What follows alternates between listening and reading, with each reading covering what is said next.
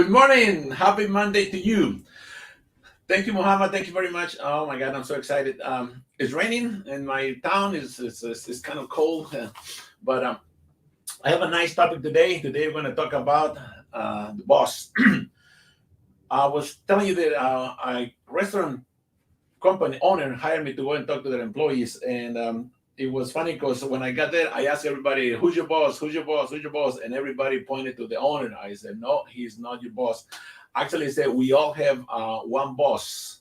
You and I have one boss. It's our boss pays for our the clothes on our back, for our cars, for our house, for our children's education, our doctor bills, our monthly bills. Our boss pays for everything, and we all have one boss, and that is the customer. This is very important that we understand that the customer is our boss. I was telling my sons is that we are not in the business of losing customers. The rule of business is there's two rules in business. Two rules. Rule number one: the customer is always right. And rule number two: if you think the customer is full of crap, if you think he's wrong, if you think he's doesn't know what he's talking about, read rule number one. The customer is always right. I got this from my mentor, Mr. Errol Nightingale. He's got a really great course called The New Lead the Field. It's a fabulous course, and one of the chapters is about the boss. So it's very interesting that we understand, when you drive around in the streets of the neighborhoods, you see nice houses and not so nice houses. You can tell how much are they serving the customer by how they're getting compensated, because our rewards in life will depend on our productivity, on what we do. So your rewards in life will depend on how you're treating your customer. See, our relationship with our customer will depend. Our life will depend on the relationship with our customer. How are you treating your customer? There is no company that cannot go out of business if you mistreat the customer. Long time ago, a few years ago, I went to Mexico. We went to Cancun, from LAX to Cancun, and I had my tickets, and we went to the airport, and the plane was delayed. I think they said the pilot was drunk. We were delayed like 45 minutes to an hour.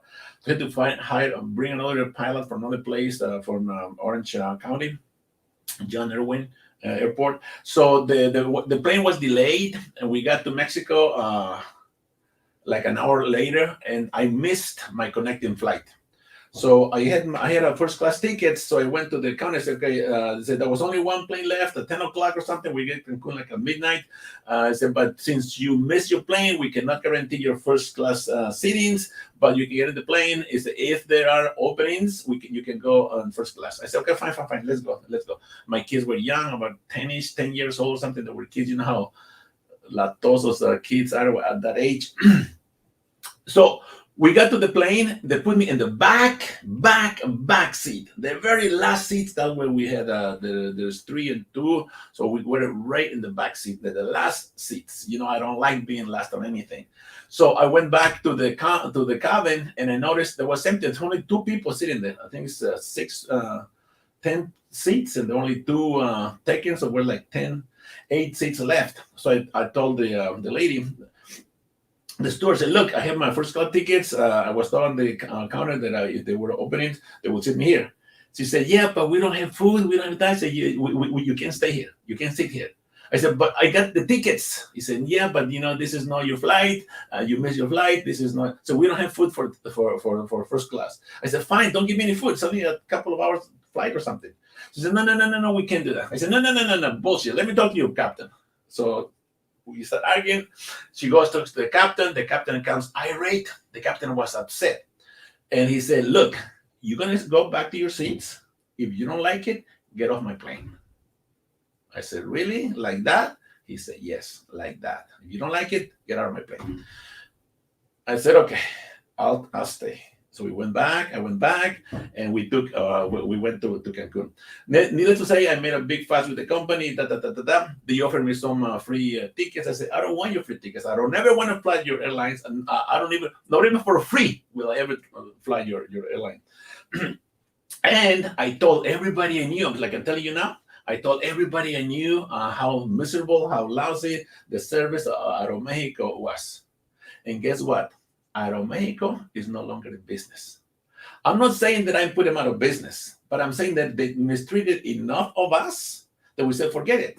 If there is no company that cannot go out of business. So if you have a business, the restaurants, for instance, I go with my accountant every Thursday. We go to lunch. And last Thursday, we went to a place, some nice barbecue, ribs, and all the stuff. The service was lousy. The food was lousy. And he said, you know what? We are never coming back here. Restaurants normally have good food and bad service, or bad food, good service. Rarely you have both of them good or both of them bad. But if you have a restaurant, if you own a business, you must understand that your livelihood, your success depends on your customers. So you're a customer. When you go to a place, they don't treat you good. How do you feel? I mean, you just don't go there anymore. So if you have a business, you must understand that you have to make your customers feel good. Your customers must be treated like a king, like the goddess that they are. If you treat your customers good, you have business forever. But if you mistreat your customers, there is no company that cannot go out of business. Amazon, for instance, is huge right now. Google, they're huge right now.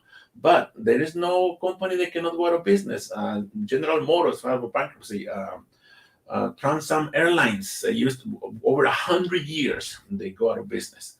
So if you mistreat your customer, the company will go out of business. Your business will fail.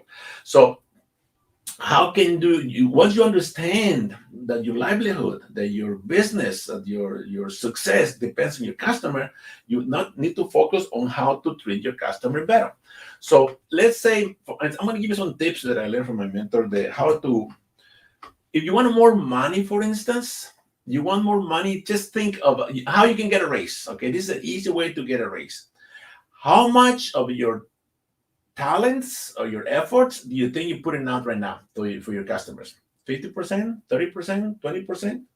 Nobody gives 100%. I don't think anybody gives 100%. I think I do maybe 10, 20%, 15, 20%, maybe sometimes. So if I wanted more money, so to get to the 100, to get more. See, right now I'm making whatever I'm making. Let's say I'm making $100,000 a year for 20% of my effort. If I wanted a raise, what if I raise my effort, my productivity to 30% or 25%, 30%, 40%, 50%? See, if I'm getting 100,000, for instance, for let's say 20% of my effort, if I double my effort to 40%, I will double my income. See, this is the easiest way to get a raise. Be more productive. Be more self-oriented to your customer. Give more to your customer. The more you give to your customer, the more money the customer is going to give you. So you need to understand that the customer is the boss and that you will never win an argument with your customer. Listen to this. You will never win an argument with a customer. Never argue with a customer. The customer is always right. If you have to lose something, you have to give your money back or refund or something, do it gladly. The customer must be happy. The customer must be satisfied. If you start losing customer, you eventually will go out of business. So the talk today is about the customer, how to treat the customer. Know that the customer is paying for all your bills. Your customer is paying for your car, for your clothes, for your education, for your trip to Hawaii, to your first class tickets to Hawaii, to wherever you do it, the customer is paying for it. And you can tell by, but when you drive around, you see the neighborhoods. When I go to Chino Hills to run, there's some really nice houses there, like a multi-million-dollar houses. And my question is, what are these people doing for their customers? They can afford to live in a house like this. So they must be doing something great for their customers, so the customers are giving them a lot of money. See, this is the secret. The more you serve your customers, the more money your customers are going to give you. So the question is, how can I set up more customers.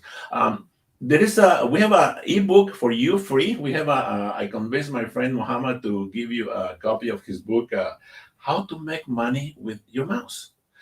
So if you don't know how to make more money online, if you're not making money online, you're missing out big time.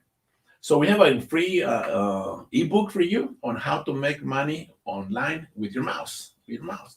So all you have to do is just ask for it, and we'll gladly give it to you. So thank you very much. We'll see you next time. Next Monday, we're going to talk about the magic word. As part of the course of the leading the field, the magic word is one of this. It's also very very important thing that you need to know, the magic word. So thank you very much. See you next Monday. Make it a great day, great weekend, and let me go out and enjoy my rain. Make it a great day. Bye bye. Okay.